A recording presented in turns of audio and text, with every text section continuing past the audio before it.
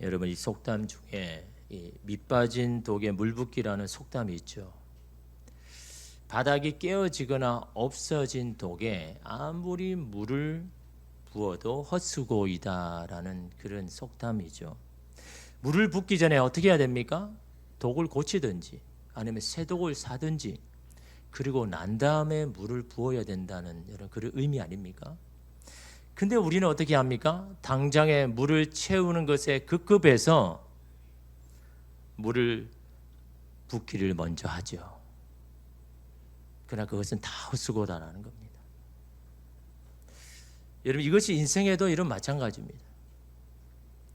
깨어진 인생을 고치고 새롭게 해야 되는데, 그 인생의 깨어진 문제만을 해결하기 원한다면 그것은 헛수고라는 겁니다. 우리 인생에 많은 문제가 있지 않습니까? 그 문제를 가지고 여러분 이곳에 왔습니다. 그러기 전에 여러분의 영혼이 먼저 회복되어야 되는 겁니다. 여러분의 믿음이 먼저 회복되어야 되는 겁니다. 주님을 향한 열정이 먼저 회복되어야 그 다음에 오늘 우리의 문제는 주님 안에서 해결이 되는 겁니다. 그러나 그런 회복 없이 단지 여러분의 문제만을 회복되기를 원한다면 그것은 오늘 우리에게 유익이 되지 않는다라는 겁니다. 여러분, 인생에도 마찬가지잖아요. 돈을 규모 있게 쓰는 법을 배우지 못한 사람에게 돈을 아무리 공급해도 그 돈은 그 사람에게 유익이 안 되는 거예요. 하나님 앞에 문제를 구하기 전에 어떻게 해야 됩니까? 그 돈을 잘 쓸 수 있는 능력을 달라고, 지혜를 달라고 여러분 기도해야죠. 그 재정을 잘 하나님의 뜻에 잘 쓸 수 있는 그런 습관을 나에게 달라고 먼저 기도한 후에, 그런 후에 여러분 재정을 달라고 기도해야죠. 그래야 주신 그 재정이요, 하나님의 은혜 가운데 잘 쓸 수가 있는 겁니다. 일도 마찬가지죠. 원래 약한 몸이지만 그 몸을 잘 돌보고 운동도 열심히 해서 그 주어진 일을 감당하는 사람, 그런 사람에게 하나님, 저는 더 많은 일을 하기 원합니다. 그럴 때 그 일은 그 사람에게 유익이 되겠죠. 근데 그런 것도 없이 단지 그냥 많은 일만 하기를 원합니다라고 한다면 그 일은 그 사람을 지치게 하고 망하게 하는 것이 될 수밖에 없는 거죠. 어떤 사람의 지위를 회복하는 것도 마찬가지입니다. 누구를 용서하는 것도 마찬가지입니다. 그 사람이 실수든 허물이든 그것으로 자리를 잃었다면 먼저 자리를 회복시킬 것이 아니라 그 실수와 허물을 거울 삼아 다음에는 그렇게 하지 않을 수 있도록 한 후에, 그리고 그 다음에 자리를 회복시켜야 그 자리가 그 사람에게 유익이 되는 겁니다. 그렇지 않으면요, 그 지위 회복은요, 그 사람에게 독이 되는 겁니다. 오늘 말씀의 다윗도 마찬가지입니다. 압살롬의 잘못을 분명히 알려주고 인식시켜면서 다음에는 그렇게 하지 않도록 징계를 내려야 함에도 여러분 다윗은 아무런 조치도 취하지 않습니다. 그것이 결국 다윗에게도 압살롬에게도 독이 되었다는 겁니다. 여러분, 다윗은 하나님의 마음에 합한 자라고 말하잖아요. 기도의 사람, 믿음의 사람이라고 누구나 존경하는 사람 아닙니까? 그런 다윗에게도 약함이 있더라는 거예요. 그 약함이 뭡니까? 자녀입니다. 자녀. 남에게는 다른 신하에게는 굉장히 엄격한 잣대를 대지만 자기 자녀에게는 너무너무 관대한 겁니다. 잘못을 해도 아무런 조치를 취하지 않습니다. 근데 그것이 정말 자녀를 위한 것인가? 오늘 말씀에는 그것이 분명히 아니라고 말씀하죠. 이것은 여러분 다윗 안의 문제는 아니지 않습니까? 부모인 우리 모두의 연약함입니다. 부모는 자녀가 불쌍해서 모든 것을 다 해주고 오려고 합니다. 원하는 것뿐만 아니라 원하지 않는데도 미리 걱정해서 다 해주죠. 물론 자식에게 무언가를 해주는 것이 여러분 잘못된 것은 아니죠. 그것은 여러분 인지상정입니다. 부모라면요, 당연히 그런 마음을 가지잖아요. 부모에게 해주고 싶지 않은 마음이 없는 사람이 부모가 어디 있습니까? 자녀를 다 용서해주고 싶은 마음은 부모에게 다 있는 거죠. 아무리 잘못해도. 그러나 그 용서해주기 전에, 그 모든 것들을 다 해주기 전에 먼저 선행되어야 될 것이 있다라는 것. 그것 없이 주어지는 것은요, 오히려 그 자녀를 망치기는 겁니다. 독이 되게 하는 겁니다. 신앙에서 믿음에서 바로 세우지 않고 주어지는 것들은요, 이러면 오히려 그 사람을 자녀를 망치게 하는 겁니다. 오늘 말씀의 사건의 발단은 어디서 시작이 됩니까? 다윗의 아들 암논에서부터 시작이 되죠. 이 암논이 어머니가 다른 그 여동생 다말이 너무너무 소유하고 싶은 겁니다.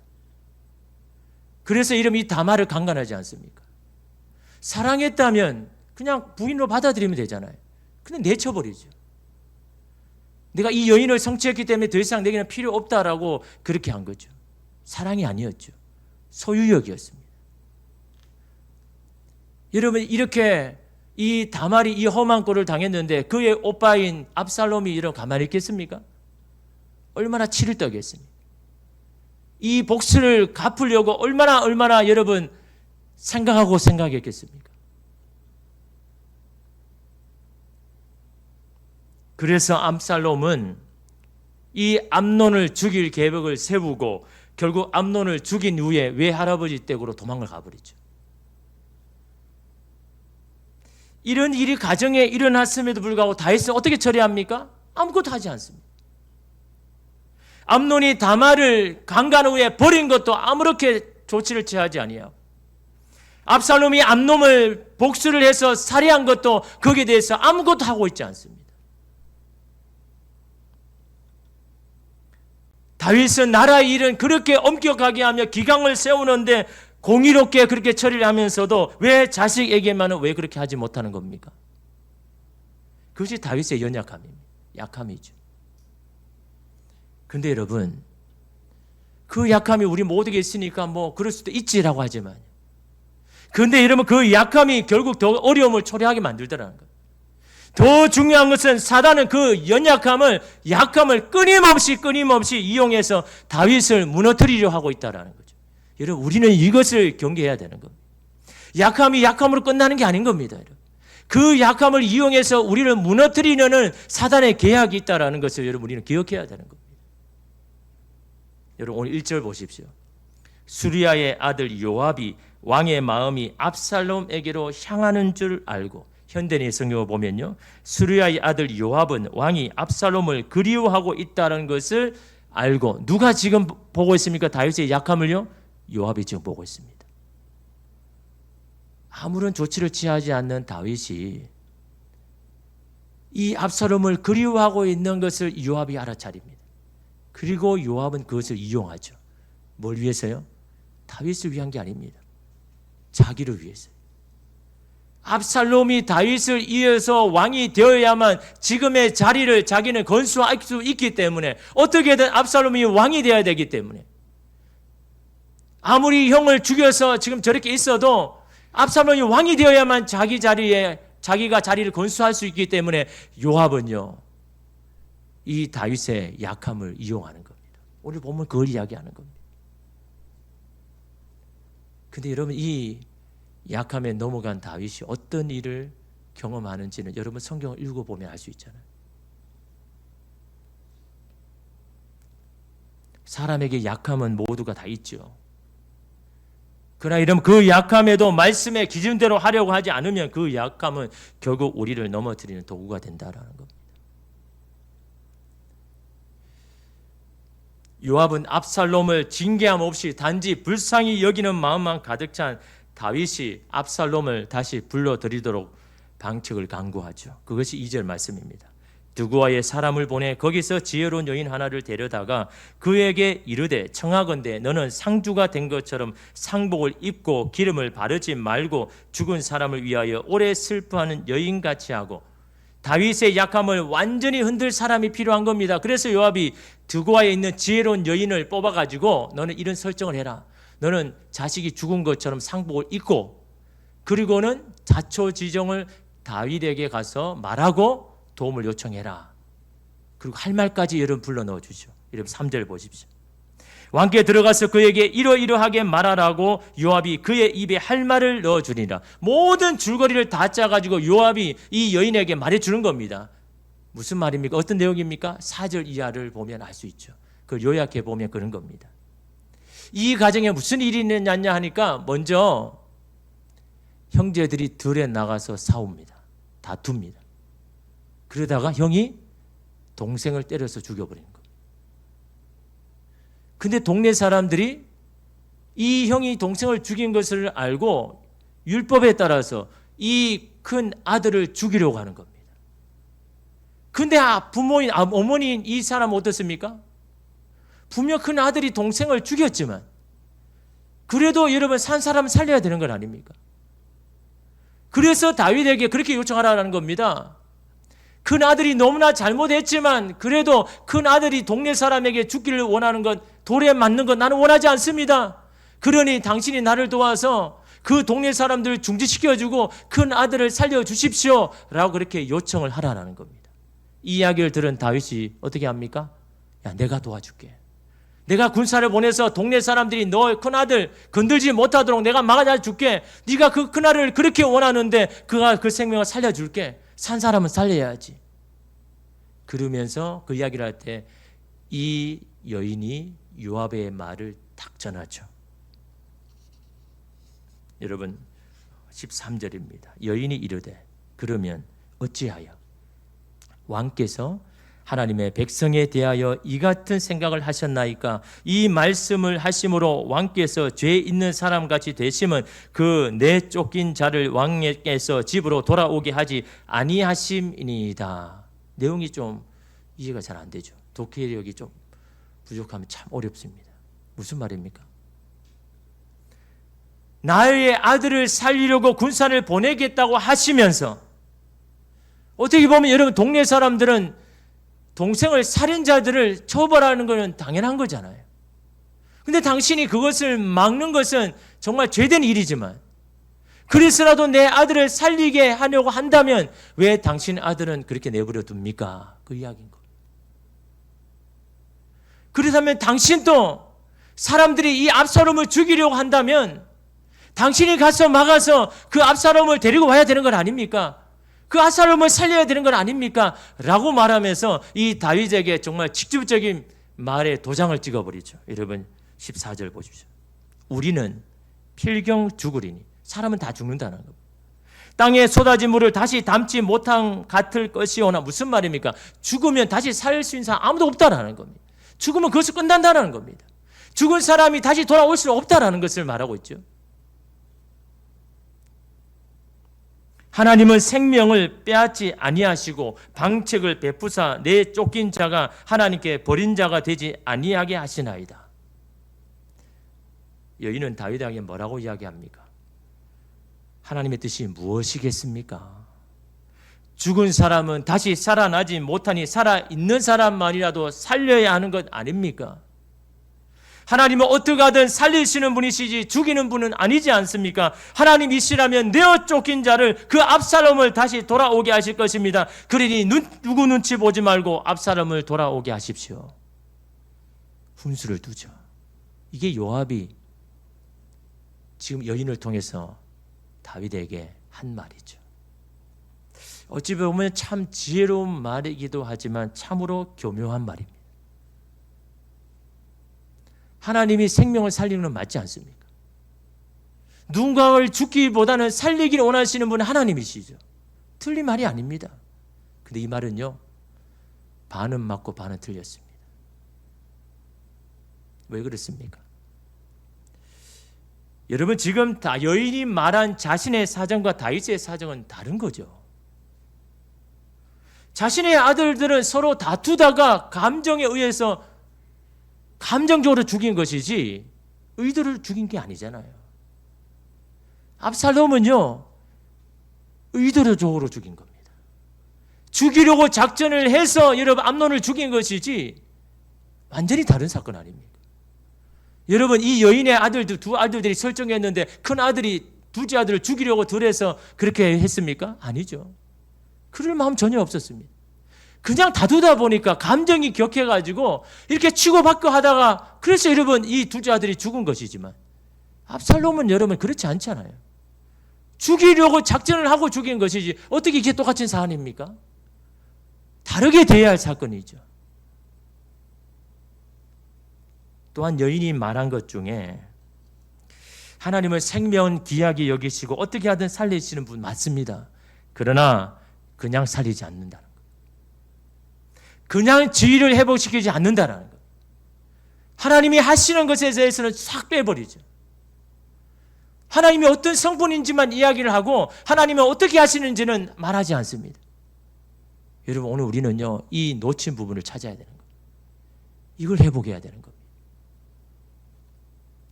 하나님은요 그 사람을 용서하고 살리고 회복시키기 전에 뭘 먼저 하십니까? 뉘우치게 하시죠. 회개하게 하시죠. 돌아보게 하시죠. 뭘 통해서요? 징계를 통해서. 그래서 여러분 징계가 없는 자녀는 자녀가 아니라고 했잖아요.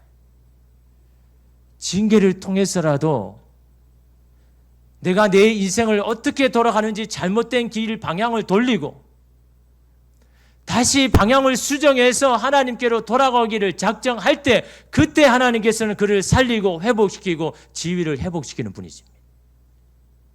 왜 그럴까요? 그런 영적인 회복 없이 주어지는 것은요 독이 되기 때문에 주님은 그걸 너무나 잘 아시기 때문에 영혼의 회복 없이 주어지는 것은 결국 그 사람에게 득이 안 되니까요.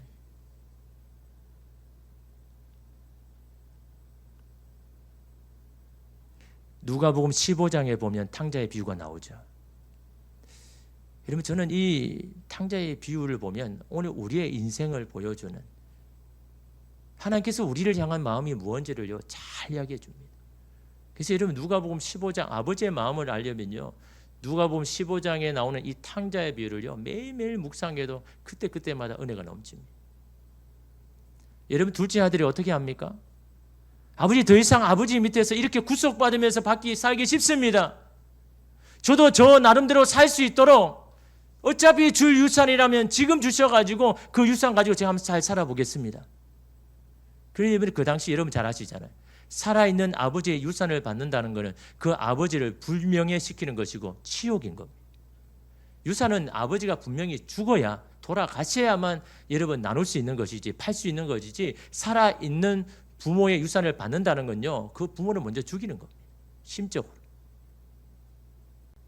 그런데도 여러분 아버지는 어떻게 합니까?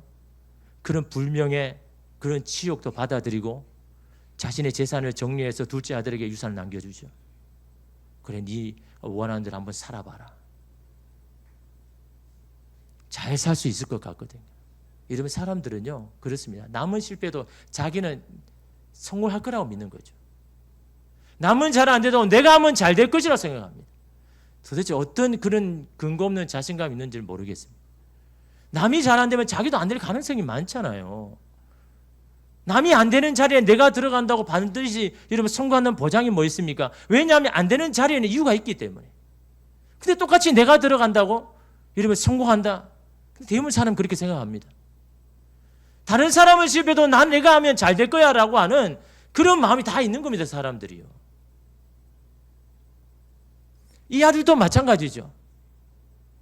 이 유산을 받아서 내가 하면 잘 될 거라고 생각하는 겁니다. 그런데 여러분 어떻습니까? 돈을 관리할 능력이 없고 아직도 그 돈에 대해 관리할 수 있는 그런 능력이 없는 이 둘째 아들은요 그 많은 재산을 다 허비해버리죠. 거지가 됐잖아요. 여러분 그 사정을 아버지가 못 들었을까요? 뭘 알아봤을까요? 이 아버지는 늘 둘째 아들에 관한 마음이 있는데 둘째 아들이 도대체 지금 어떻게 하고 있을까? 그걸 사정을 여러분 못 들었겠습니까? 날마다 누구 사람을 통해서 듣겠죠. 우리 둘째 아들 요즘 어떻게 지내는지 어떻게 사는지 다 듣겠죠. 그래서 여러분 돈을 다 잃어버리고 거지가 되어서 돼지가 먹는 그 열매를 먹고 살고 가축들과 함께 산다는 거 그거 안 들었을까요? 그렇다면 여러분 우리 같으면 어떻게 하면 당장 데려와야죠. 아니 먹을 것이 없어서 돼지 열매를 먹고 사는데 부모라면 당연히 여러분 데려와서 살게 해야 되는 건 아닙니까? 그렇잖아요. 어떻게든 사람을 보내가지고 돈을 더 주든지 해야 되는 건 아닙니까? 우리는 대부분 그렇게 하잖아요. 근데 아버지 어떻게 합니까? 기다리죠. 그냥 기다립니다. 아버지가 돈이 없어서 그럽니까? 둘째 아들이 미워서 괘씸해서 안 도와주는 겁니까? 그 아버지에게는요, 많은 유산이 아직도 남아 있습니다. 충분히 아들을 도와줄 수도 있습니다. 당장에 데려올 수도 있습니다. 근데 기다리잖아요. 왜 기다릴까요? 여러분 그거 한번 생각해 보셨습니까? 아니 부모라면 당장 가서 도와줘야 되고 당장에 붙들어 와서 와야 되는데 왜 아버지는 그냥 동구 밖에서 그 아들이 오기만을 기다릴까요? 그게 아들을 살리는 길이니까. 아버지가 뭘 기다립니까? 아버지 밑에서 있는 것이 구속이고 괴로움이 아니라 은혜이고 축복이고 너무나 좋은 것을 깨달을 때까지요. 아버지의 그 사랑이 얼마나 대단한지를 깨닫길 때까지. 내가 그 사랑을 잊어버리고 망각하고 내 마음대로 내 뜻대로 살려고 했던 자신의 모든 삶의 방향을 돌릴 때까지. 그래서 둘째 아들이 스스로 뉘우쳐서 돌아왔을 때 그때야 비로소 아들의 지위를 회복시키잖아요.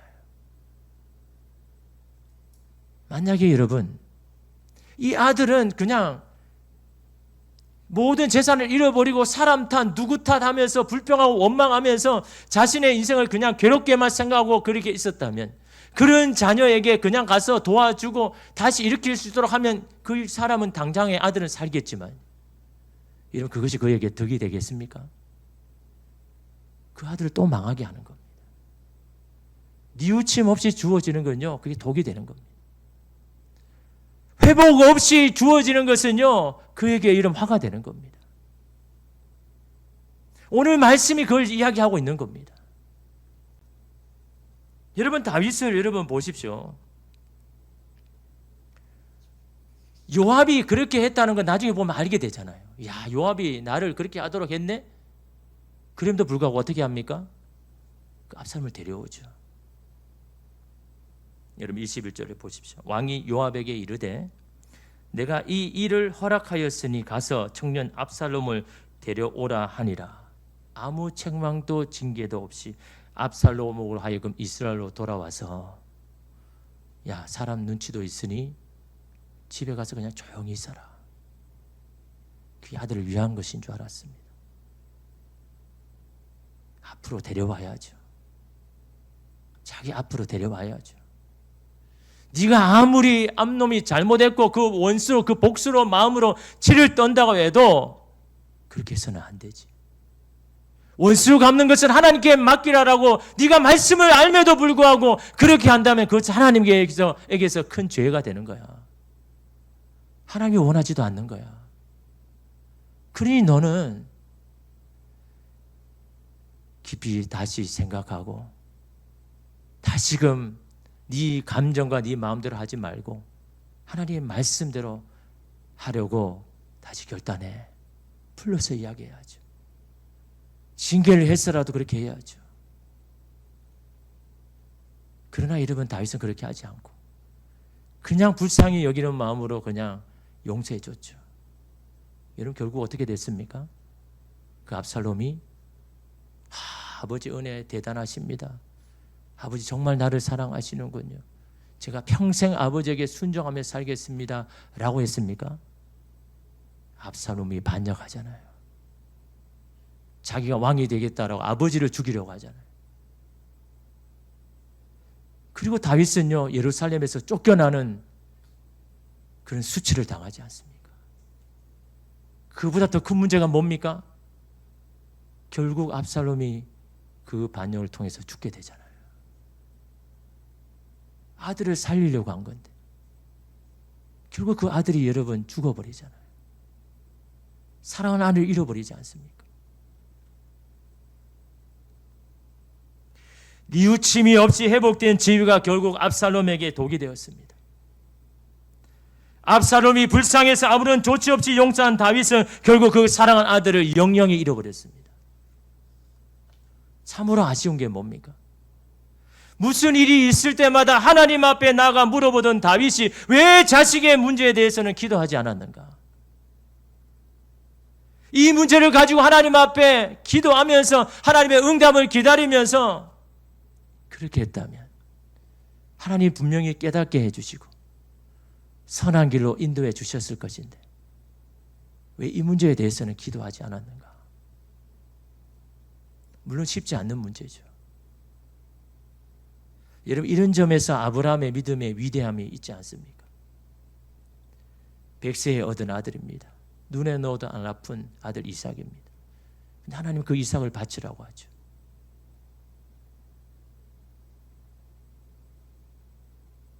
근데 아브라함은 하나님의 말씀 앞에 부성보다는 하나님의 말씀을 먼저 순종했습니다.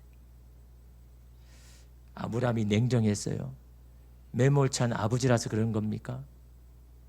하나님에 대한 확신과 신뢰와 믿음이 더 컸기 때문에 하나님 분명히 죽은 아들도 다시 살려주실 것이라는 믿음이 있었기에 하나님을 더 신뢰했기에 아버지가 사랑하는 아들을 향하는 그 마음보다 말씀을 먼저 순종했잖아요. 여러분, 하나님은 그 모습을 보시지 않습니까?